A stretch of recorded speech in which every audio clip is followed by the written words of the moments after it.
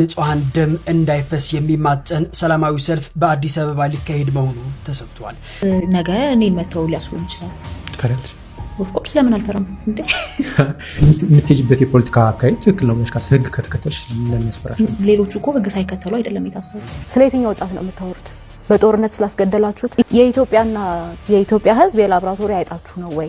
ከቅርብ ጊዜ ወዲህ የብዙ ሰዎችን ቀልብ መግዛት የቻለችው ፖለቲከኛዋ ሚስጥረ ስላሴ ልትታሰር እንደምትችልና እንደምትፈራ በግልጽ ተናገረች።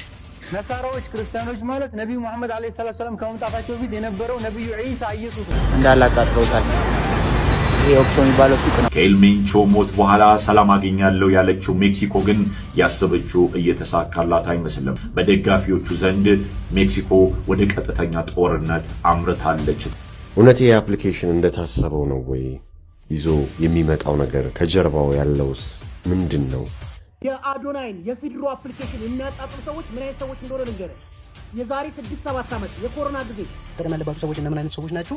ሚስጥር የሌላቸው ሰዎች፣ መደበቅ ያልፈለጋቸው ሰዎች ካለ ስልካቸው ላይ መጠቀም ይችላል። ምክንያቱም ሶስተኛ ወገን በግልጽ የነገረን አፕሊኬሽኑን አውርጆ ነበርና።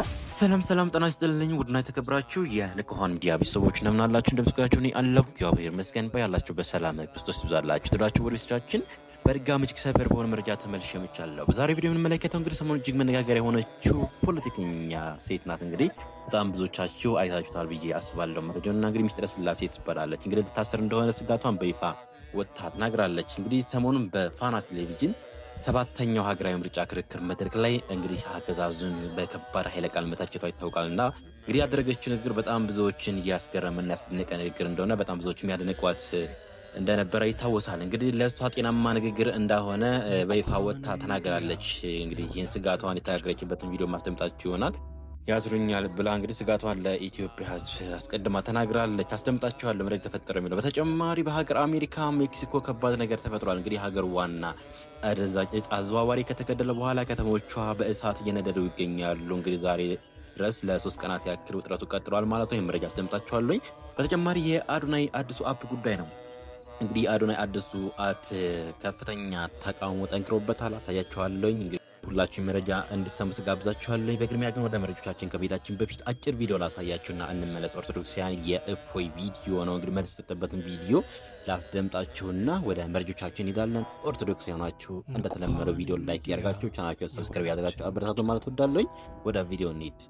ነሳራዎች ክርስቲያኖች ማለት ነብዩ መሐመድ አለይሂ ሰላም ከመምጣታቸው በፊት የነበረው ነብዩ ኢሳ ኢየሱስ ነው አይደል? እሱ በነበረበት ጊዜ ወንጌል ተልኮለታል። ለምን ከሙሳ በኋላ ነው ወንጌል የመጣው? እንጂል ማለት ነው። አስተውሉ፣ ሰጥቶ ላከው። ለዛም ነው አሁን ስታዩ ክርስትና በአብዛኛው የሴት እምነት ነጠላ ለብሶ የሚወጣበት ሆኗል።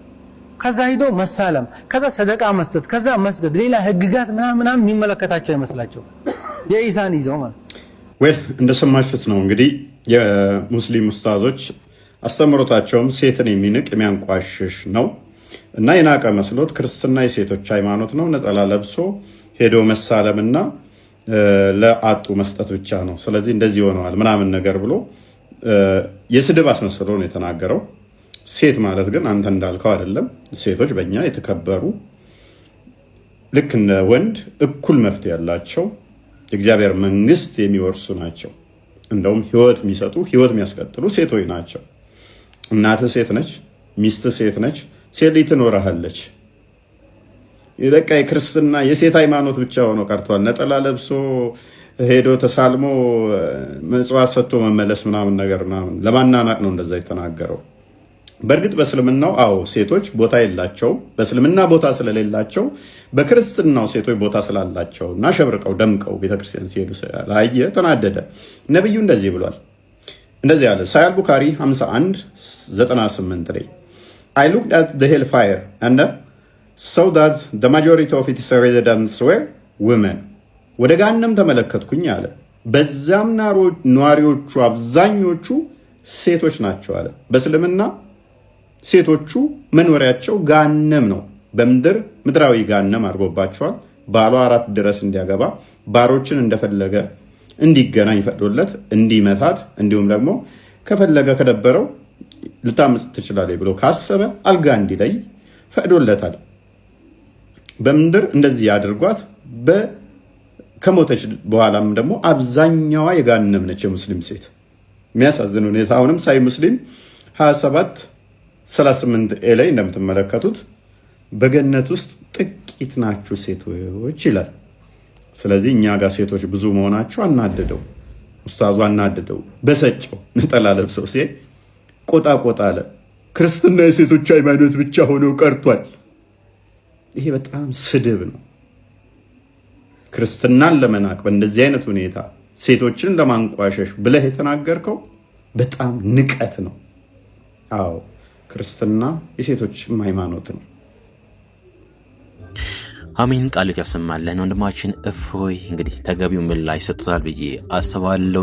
ያው በእነሱ ቤተ እምነት ዘንድ ነቢይ ብለው ነው የሚጠሩት። ለኛ ለኦርቶዶክሳውያን ግን አምላካችን መድኃኒታችን ኢየሱስ ክርስቶስ ሁልጊዜ እያለቀስን እያነባን የምንሰግድለት የምናመልከው የዓለሙ መድህን በቀራንዮ የተሰቀለው ጌታችን መድኃኒታችን ኢየሱስ ክርስቶስ የዓለም ጌታ እንደሆነ ዛሬም ነገም ዘወትርም እንመሰክራለን። ወንድማችን ቃልት ያሰማለን። አሁን ወደ ዋናው ጉዳያችን ወደ መረጃችን እናልፋለን። እንግዲህ በፋና ቴሌቪዥን ላይ የዛሬ 3 ቀን አካባቢ ላይ 7ኛው ሀገራዊ ምርጫ ክርክር እንግዲህ በይፋ ተጀምሯል ማለት ነው። በዚህም የክርክር መድረክ ላይ እንግዲህ ቀጣይ ኢትዮጵያን እንመራለን የሚሉ ፓርቲዎች እንግዲህ በዚህ መድረክ ላይ ቆመው አገዛዙን ይተቻሉ። እሱም ደግሞ ያለውን አስተያየት ምላሽ የሚሰጠው ከሆነ ምላሽ እየሰጠ ላቀረቡለት ጥያቄ ይከራከራሉ ማለት ነው። ይህ ህዝቡ ቀጣይ እንግዲህ እነኚህ ሀገር ተረካቢ ከሆኑ አሁን እየተፎካከሩ ያሉ ፓርቲዎች ስለ ራሳቸው አቋማቸውና ማንነታቸው የሚገልጹበት መድረክ ነው። እንግዲህ በዚህ መድረክ ላይ ሚስጥረ ስላሴ የምትባለው እንግዲህ የአንድ ፖለቲከኛ ፓርቲ ዋና ጸሐፊ ናት እና ይቺ ግለሰብ የተናገረችው ቃላት እንግዲህ ከ2 ሰዓት ያክል ቆይቷል። ከዛ መካከል 1 ደቂቃ የምትሆን ቪዲዮ ላሳያችሁና ሁላችሁም ላሰማችሁም ላላያችሁም አይታችሁት እንግዲህ በዚህ ግሯ ነው ልታሰር ይችላለሁ ብላ በጣም ብዙዎችም ያደነቋት የነበረው ንግግር ላስደምጣቸውና እንመለስና ትናንትና የሰጠችው ኢንተርቪው የተናገረችው ነገር ማስደምጣቸው ነው። ስለ የትኛው ወጣት ነው የምታወሩት? በጦርነት ስላስገደላችሁት ኢትዮጵያ እናንተ የቤተ ሙከራ አይጥናት ወይ ይባላል። መደመር መጽሐፉን አንብበነዋል። መደመር ማለት ከምዕራፍ ወደ ምዕራፍ ሲሸጋገር የተጣረሱ ሀሳቦች የሚያቀርብ መጽሐፍ ነው። ሲጀምር የኢትዮጵያ ሕዝብ የላብራቶሪ አይጣችሁ ነው ወይ? ኢትዮጵያስ የእናንተ ቤተ ሙከራ ናት ወይ የሚለውን እንድትመልሱልን እንፈልጋለን። ሀገረ መንግስት ጋርም ሀገረ መንግስት ምን እንደሆነ የምታውቁ አይመስለንም፣ በተግባራችሁ ተደጋጋሚ ስላረጋገጣችሁት። ወጣትም ስለወጣት ትጠቅሳላችሁ። ለወጣቱ የስራ ዕድል የወጣት ሀገር አድርገናታል። ስለ የትኛው ወጣት ነው የምታወሩት? በጦርነት ስላስገደላችሁት እያስገደላችሁ ስላላችሁት ወጣት ነው የምታወሩት? እሱንም ክሊር አድርጉልን። ምክንያቱም ባለፉት ዓመታት ለጦርነት የዋለው ገንዘብ እንኳን ሲተመን አሁን ህዝብ ዳቦና የቤት ኪራይ መክፈል አቅቶ የሚያኖር ሀገር አይደለም መኖር የነበረባት። በቢሊዮን የሚቆጠር ዶላር ነው ለጦርነት ያዋላችሁትና ስለ የትኛው ወጣት ነው የምታወሩት? ስለ ልዩ አጋርነትም አናነሳም ብላችኋል። አሁን ያሉ ባለሀብቶቻችሁ ስርዓት ሲቀየር ይኖራሉ ወይ? ትክክለኛ የሀብት ባለሀብት ናቸው ወይ የሚለውን እንድታነሱልን እንፈልጋለን። ከውጭ ጥገኝነት የተላቀቀ ኢኮኖሚ የሚለውም ኮረም ሳይሞላ በፓርላማ ደረጃ የአይኤምኤፍን ጉዳይ አስወስናችሁ የወርልድ ባንክ ብድር አስወስናችሁ ኮረም ባልሞላበት ሁኔታ በየትኛው መስክ ነው ኢትዮጵያን ከእዳ ወደ ምንዳ ያሸጋገራችኋት? ምክንያቱም ፎርሹር ብር ዲቫሉዌት ሲደረግ በተደጋጋሚ የመኖሪያ ኮስትና አጠቃላይ ኢንፍሌሽኑ እንደሚጨምር አጣችሁት አይደለም ሙያችሁም ስለሆነና ኢትዮጵያ እናንተ የቤተ ሙከራ አይጥናት ወይ? በምዕራፍ እንኳን ሲከፋፈል የተጣረሰ ሀሳብ የሚያቀርብ መጽሐፍ የጻፉ ፕሬዝዳንት ይዛችሁ ኢትዮጵያን መርተናታል የምትሉት በምን አይነት መስፈርት ነው? እንግዲህ ጠየቀችው ጥያቄ እንደሰማችሁት ነው። እጅግ ከባድ ኃይለ ቃል በመጠቀም ለብልጽግና ጥያቄ አቅርባለታለች። ምላሹ እንግዲህ ገብታችሁ ራሱ ፋና ቴሌቪዥን ላይ ላይቭ ላይ ተላልፏል፣ መስማት ትችላላችሁ። 2 ደቂቃ ምናምን የሚያክል ነው የክርክር መድረክ ያዘጋጁት ማለት ነው። እና በዚህ የፖለቲካ አቋሜ ላይ እንግዲህ ልታሰር እንደምችልም ሀሳቧን ገልጻለች ማለት ነው። ነገር ግን ማንም ቢሆን ከዚህ ከፖለቲካ አቋሜ ፈቀቅ የሚያደርገኝ የለም ብላለች። ኢትዮጵያ ይወቅልኝ ስትል ሀሳቧን መታ በትናንትናው ዕለት ለመላው ኢትዮጵያ ሕዝብ በማህበራዊ ሚዲያ ላይ ከቅርብ ጊዜ ወዲህ የብዙ ሰዎችን ቀልብ መግዛት የቻለችው ፖለቲከኛዋ ሚስጥረ ስላሴ ልትታሰር እንደምትችልና እንደምትፈራ በግልጽ ተናገረች።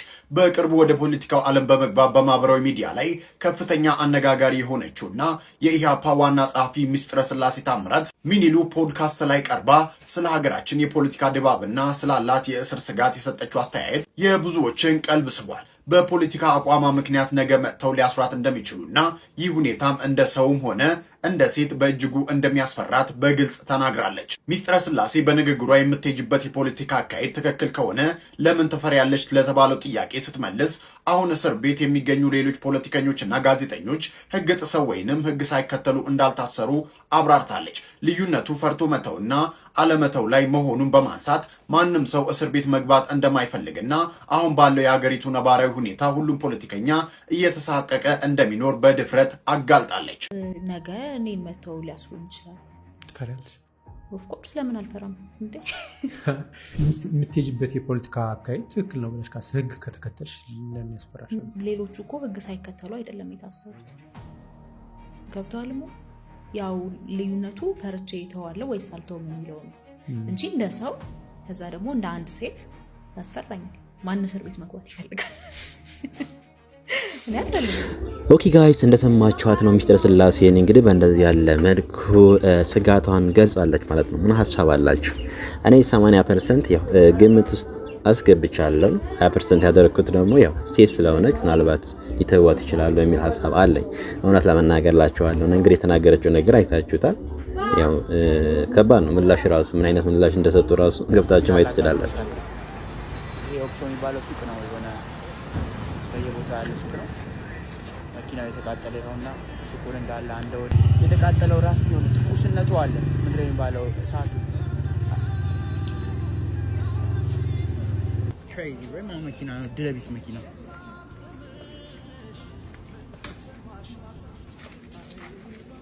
That's crazy bro y'all live here? We were staying here. For real? Yeah. That's crazy bro. Everything burnt, man. Damn. 2 bags somehow. Your shit burned too? All my shit burned. Are you for real? Everything, but his stuff survived. Oh my god, man, that sucks, bro. Y'all came here for vacation, right? Yeah.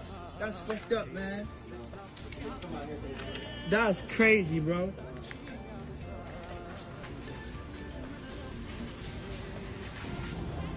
እዚህ ኤርቢኤንቢ አርፈው አልተቃጠለባቸውም። ለረፍት የሚወጡ ሰዎች ናቸው። እንደምታዩት ሱቆቹ እንዳለ ስለተዘጉ አንድ የጎረ የሆነች ጥግ ላይ የሰፈር ሱቅ አለች። እዛ ነው ሰው ላይን አፕ ያደረገው እንዳለ ኮርፖሬት ስለሆነ እንደውም ሊዘርፉ ብለው ምናምን መስኮት ምናምን ሰባብረው ነበር፣ ግን አገስ አልሳካላቸውም። በዓለማችን ላይ እጅግ የሚፈራው አደገኛው እጽ አዘዋዋሪ ኤልሜንቾ ትናንትና መገደሉ ተዘግቧል። ከኤልሜንቾ ሞት በኋላ ሰላም አገኛለሁ ያለችው ሜክሲኮ ግን ያሰበችው እየተሳካላት አይመስልም። በዓለም አቀፍ ደረጃ እጅግ ግዙፍ የጦር ሰራዊትና ቴክኖሎጂ የታጠቀው ኤልሜንቾ ቢሞትም በደጋፊዎቹ ዘንድ ሜክሲኮ ወደ ቀጥተኛ ጦርነት አምርታለች ተብሏል። በተለያዩ የሜክሲኮ ግዛቶች የፈነዳው አመጽ እየተቀጣጠረ ወዳልተፈለገ ጉዳይ እያመራ ነው ተብሏል። አሜሪካ ኤልሜንቾን ለጠቆመኝ 15 ሚሊዮን ዶላር ወረታ ከፍላለሁ ብትልም ባልተጠበቀና ባልተገመተ ሁኔታ ግን ለሜክሲኮ የጦር ሰራዊት አንድ መረጃ ደረሰው። ይህ መረጃ ምን ይላል ይመስላችኋል? በፑልፖታ ጫካ ውስጥ ኤልሜንቾ እንደሚገኝ የሚያሳይ መረጃ ከወዳጁ ባለቤት እንደደረሰው ነው የሜክሲኮ የጦር ሰራዊት የገለጸው።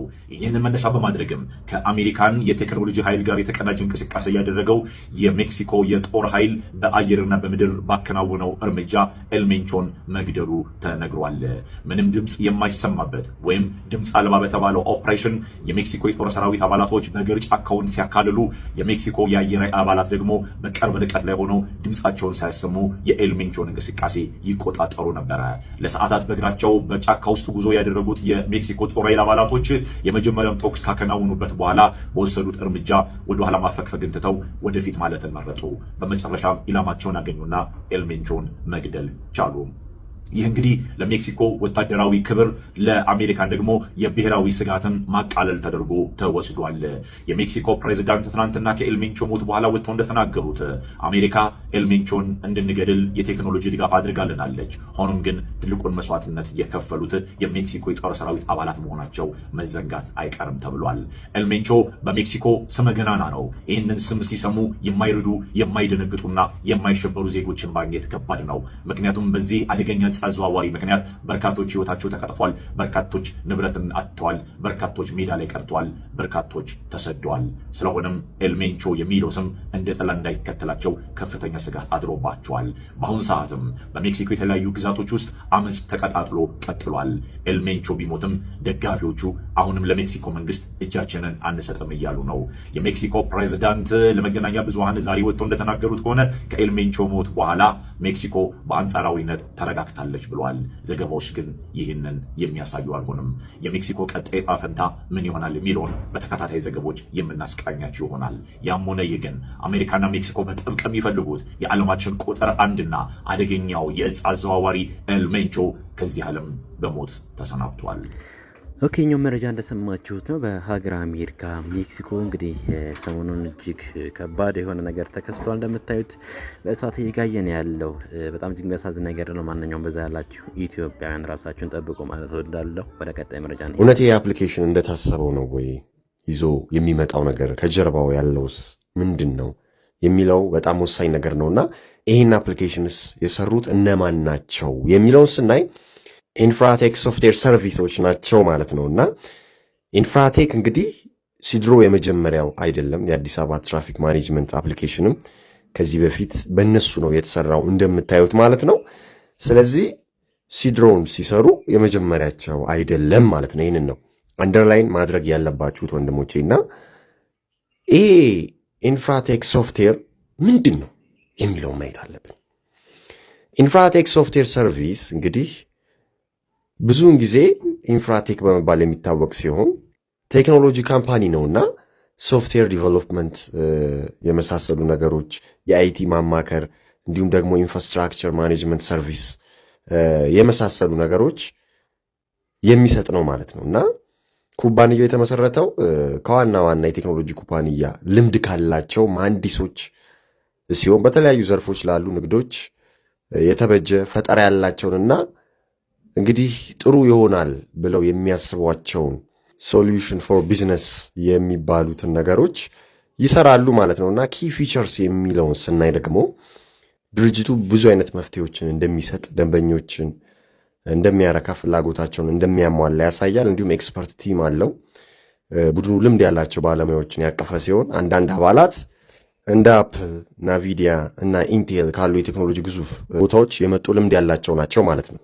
ይሄ ከአዶናይ ጋር ቆሞ የምታዩትም ሰው ጭምር እሱ ነው ዋናው ማለት ነው። እና ዴታ ኮሌክተሮች ናቸው ልትሏቸው ትችላላችሁ። እና ቀላል አይደለም ከአፕል ካምፓኒ መጣ ማለት ነው። እና ኢማጂን እና ከዚህ በፊት እሸቱ ላይ ቀርቦ ነበር የዛሬ ዓመት ይሄ ሰው ልክ እንደመጣ ማለት ነው። ትልቅ አቀባበል ተደርጎለት ትራፊክ ማኔጅመንቱን እንዴት እንደሚያዘምነው፣ እንዴት ዲጂታላይዜሽን እንደሚያደርገው፣ ብዙ ነገር በአጠቃላይ ሰርቪላንስን እንዴት እንደሚያስፋፋ ቁጥጥርን እሸቱ ማስታወቂያ ሰርቶለት ነበር። አነጋጋሪ ማስታወቂያ ማለት ነው። እና አሁን ላይ ደግሞ ሲድሮ አፕ በሚባል መጥቷል ማለት ነው። ማንን ይዞ? አዶናይን ይዞ ማለት ነው። እና ይኸውላችሁ እዚህ ጋር በደንብ ከኒጋው ነው በጣም ወሳኝ ነገር ላሳያችሁ ስለሆነ ማለት ነው። የሲድሮ አፕ ዴታ ኢዝንት ኢንክሪፕትድ ይላል ማለት ነው።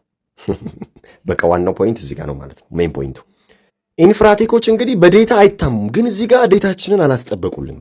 በአዲሱ ሲድሮ አፕ ሚሊዮነር ትሆናላችሁ በተባለበት አፕ ማለት ነው። ሚሊዮነር እንድትሆኑ ነው ይሄ አፕሊኬሽን የተሰራላችሁ በተባለው አፕ ላይ ማለት ነው። እንደምታዩት ዴታ ኢዝንት ኢንክሪፕትድ ይላል ማለት ነው። እና ግን የሚገርማችሁ ነገር ከሚሰጧቸው ኮር ሰርቪስ ዋና ሰርቪሶች መካከል ኢንፍራቴኮች ማለት ነው ከስተም ሶፍትዌር ዲቨሎፕመንት፣ ዲዛይኒንግ ኤንድ ዲቨሎፒንግ ቴይለርድ ሴኪዩር ይላል። አያችሁ፣ ሴኪዩር ኤንድ ስኬሌብል አፕሊኬሽንስ የተበጁ ደህንነታቸው የተጠበቀና እንግዲህ ጥሩ የሆኑ አፕሊኬሽኖችን መንደፍና ማዘጋጀት ነው ስራቸው። ግን እዚህ ጋር ደህንነቱ የተጠበቀ አፕሊኬሽን አይደለም ያዘጋጁልን ሲድሮ አፕ ማለት ነው። ይኸው ዳታ ኢዝንት ኢንክሪፕትድ ይላል ማለት ነው።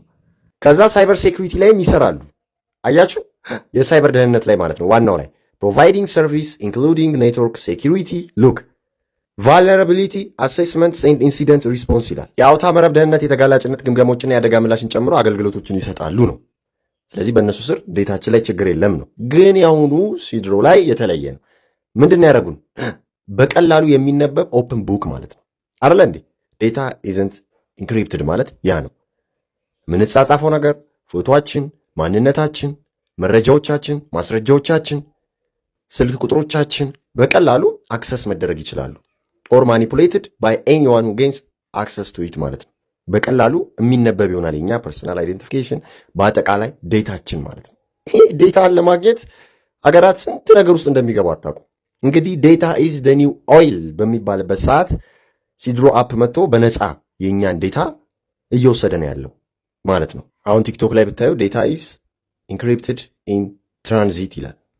ቢያንስ ይሻላል ማለት ነው። እና ዴታ ኢዝ ደ ኒው ኦይል የምላችሁ ዝም ብዬ አይደለም። አስታውሳለሁ ኢኮኖሚስት ሜይ 6 2017 እንዲህ ያለ አርቲክል ይዞ ወጥቶ ነበር። the world's most valuable resource is no longer oil but data ብሏል ማለት ነውና የሰው ልጅ ዴታ ከነዳጅ በላይ ከኦይል በላይ ነው። በዚህ ሰዓት የሰው ልጅ ዴታ ለመያዝ ኤሊቶቹ ይሯሯጣሉ። ዴታውን ስትይዙት አስተሳሰቡን፣ እንቅስቃሴውን፣ ባህሪውን፣ ማንነቱን፣ ፍላጎቱን ታውቁበታላችሁ ማለት ነው እና ሰርቪላንስም ታደርጉታላችሁ፣ ትቆጣጠሩታላችሁ። በዚህ ዘመን ደግሞ አስቡት፣ ሁሉም ሶሻል ሚዲያ በሚጠቀምበት ታይም እንስሳ ብቻ በቀረበት ታይም ሳይጠቀሙ አይቀሩም እነሱ መችስ። that's why ፕራይቬሲ ወሳኝነት ስላለው ዴታ ወሳኝነት ስላለው ነው በእንግሊዝ አይ ዲጂታል አይዲንማ አንቀበልም ሳይኖቱ ዲጂታል አይዲ ዲፌንድ ዩር ፍሪደም ኤንድ ፕራይቬሲ ብለው የወጡት። ፕራይቬሲ ወሳኝነት አለው። የግል መረጃ ነው። ዴታ ነው። ዴቪድ አይክን ይዘው የወጡት that's why ማለት ነው። አይተነዋል በዴይ 7 once scanned never free you see አሁን ሲድሮ አፕ ያንን ነው እያደረገ ያለው። አንዴ ስካን የተደረጋችሁ አንዴ ኢሜይላችሁን ስልክ ቁጥራችሁን ምናምን የዘረገፋችሁለት ትበላላችሁ። ማን እንደሚበላችሁ ግን ሁኖስ አይታወቅም። ለመንግስት በሲድሮ አፕ አማካኝነት የኢትዮጵያን ዴታ ይተላለፋል፣ ግን በሌላም መንገድ ያገኘዋል በፋይዳ ስላገኘው ማለት ነው። እና ዴታ ኮሌክተሮቹ ለማንኛውም ዴታ የሚሰጡት የሚለው ወሳኝነት አለው። እንግዲህ መንግስት በፋይዳ የተበላ ቁማር ሆኗል። ብዙ ዓመት ለፈለፍን ዲጂታል አይዲ ስለ ፋይዳ ማለት ነው አይደል? ስለ ሰርቪላንስ ኢትስ ኦል አባውት ዲጂታል አይዲ ፋይዳ። አዶናይ ያስተዋወቀ ያለው አፕሊኬሽን ወይ ከግንዛቤ እጥረት ይመስለኛል መሰለኝ ምንድን ነው እያለ ያለው ይህን አፕሊኬሽን ተጠቀሙ ነው። ይህን አፕሊኬሽን ግን መጠቀም ያለባችሁ ሰዎች እነምን አይነት ሰዎች ናችሁ? ሚስጥር የሌላችሁ ሰዎች፣ መደበቅ ያልፈለጋችሁት ነገር ካለ ስልካችሁ ላይ ጭናችሁ መጠቀም ትችላላችሁ። ምክንያቱም ሶስተኛ ወገን በግልጽ እየነገረ ነው። አፕሊኬሽኑን አውርጆ ነበርና ኢንክሪፕትድ አይደለም ይላል ፌስቡክ ምናምን ኢንክሪፕት የተደረገ ነው ማለት ሶስተኛ ወገን መሀል ላይ ገብቶ አይብንም። እኛ ጋር ሲመጣ ነው የሚተረጎመው። ፎቶችሁን፣ ቪዲዮችሁን፣ የምትላላኳትን ነገር ሁሉ ሶስተኛ ወገን ላይ ይችላል ማለት ነው። ይህንን አውቀን ነው መጠቀም ያለብን እንጂ በዝም ብሎ በጀማ መጠቃቀሙ በኋላ ራሳችሁን ይጎዳል ነው። ሶሻል ሚዲያ ተጠቀሙ ተብሎ ሰው ባንክ አካውንቱ ፓስዋርዱን ሁሉ ነገር የሚላላከውና እነዛ ነገሮች ሁሉ ሶስተኛ ወገን ላያችሁ ይችላል። ሁለተኛ ነገርና አዶናይ ይህንን አውርዳችሁ መጠቀም ከጀመራችሁ ሚሊዮነር አደርጋችኋለሁ የምትለውን ቅልም ደግሞ አልተመቸኝም። እና ምንድን ነው ይህንን አፕሊኬሽን መጠቀም ስንጀምር እኛ ሚሊዮነር የምንሆንበት መንገድ ምንድን ነው? ግን ይህን አፕሊኬሽን ያመጡልና እንትን እያስተዋወቁ ያሉ ሰዎች እያሳሳቱ እንደሆን ማንም ሰው አፕሊኬሽን አውርዶ በዚህ ላይ የፈለገውን ቪዲዮ ስለቻለ ሚሊዮነርም አይሆንም ምናምንም አይሆንም። እና እንደዚህ አይነት የተጋነነ ማስታወቂያ መስራትም ትክክል አይደለም። ጥንቃቄ አድርጉ። እሱን መርዳት ከፈለጋችሁ በማትጠቀሙበት ስልክ ላይ አፑን ጫኑት እንጂ እናንተ በምትጠቀሙበት ስልክ ላይ እሱን አፕ እንዳችሁ። እኔ አሁን አዶናይ ደስ እንዲለው ብዬ በሌላ አፕሊኬሽን ላይ ጭኘዋለሁ፣ በሌላ ስልክ ላይ ጭኘዋለሁ። አልጠቀሙም፣ ስልኩ አፑንም አልጠቀሙም። የአዶናይን የሲድሮ አፕሊኬሽን የሚያጣጥሉ ሰዎች ምን አይነት ሰዎች እንደሆነ ልንገርህ። የዛሬ 6-7 ዓመት የኮሮና ጊዜ ቲክቶክ የመጣ ሰሞን አብዛኞቻችሁ ቲክቶክ የፋራ ነው፣ ቲክቶክ አትጠቀሙ እየተባልክ ተመልካች ሆነ ቀርተህ፣ ዛሬ ላይ ግን ቲክቶክ የዛን የከፈቱ ሰዎች ዛሬ ላይ ግን የሚነዱት ጄቱር ID4 የማይነዱት መኪና የለም፣ ሀብታም ሆነዋል። አንተ ግን ፌስቡክ ላይ ብንሄድ ይሻላል እያልክ ራስን እያጠፋ ነው። ተመልከት። የዩቲዩብ ጡረተኛ የቲክቶክ ጡረተኛ ያሉ ዩቲዩበሮችን ሲያቃሉ ሲያጣጥሉ የነበሩ ሰዎች ዛሬ አንድ ዩቲዩበር በወር እስከ 700 ሺህ ብር 800 ሺህ ብር እየሰራ ይገኛል። አንተ ግን ታወራለህ፣ ምላስ ብቻ ማውራት ብቻ። ሰው የሰራውን ታጣጥላለህ፣ ሰው ሲያልፍለት ምቀኛ ትሆናለህ። አበሻ እንደዚህ ነው። ሲያልፍለት ደም አይኑ ይፈላል። ወይ አያሰራ ወይ አያሰራ። ችግራችን ይሄ ነው። በቃ ያ ኋላ ቀር ያደረገን። ስለዚህ አባቴ ባገኘው አጋጣሚ እንደዚህ ብለህ እንደ ሴቶ ግባ። አብዛኛው ወረኛ ነው ብራዘር፣ ስራ አይሰራም። በትግራይ ክልል ዳግም የጦርነት ደመና እንዳያንዣብብና የንጹሐን ደም እንዳይፈስ የሚማጸን ሰላማዊ ሰልፍ በአዲስ አበባ ሊካሄድ መሆኑ ተሰብቷል። ጦርነት ሳይሆን ሰላም ነው የምንፈልገው የሚል ታላቅ ሰላማዊ ሰልፍ እንደሆነም ነው የተገለጸው። በትግራይ ለውጥ ፈላጊ ስብስብ አስተባባሪነት የሚካሄደው ይህ ሰልፍ የትግራይ ሕዝብና ወጣቶች ጦርነት እንደማይፈልጉና በትግራይ ክልል በዳግም ጦርነት ደም መፋሰስ እንዳይፈጠርና ልዩነቶች በሰላማዊና በዲፕሎማሲያዊ መንገድ እንዲፈቱ ግፊት የሚያደርግ ሰላማዊ ሰልፍ መሆኑ ተሰምቷል። ታዲያ እናንተስ በዚህ ጉዳይ ምን ትላላችሁ? የሰላም ወዳድ የሆናችሁ ሁላችሁም ይህንን ቪዲዮ ሼር እያደረጋችሁ ለሁሉም አድርሱት።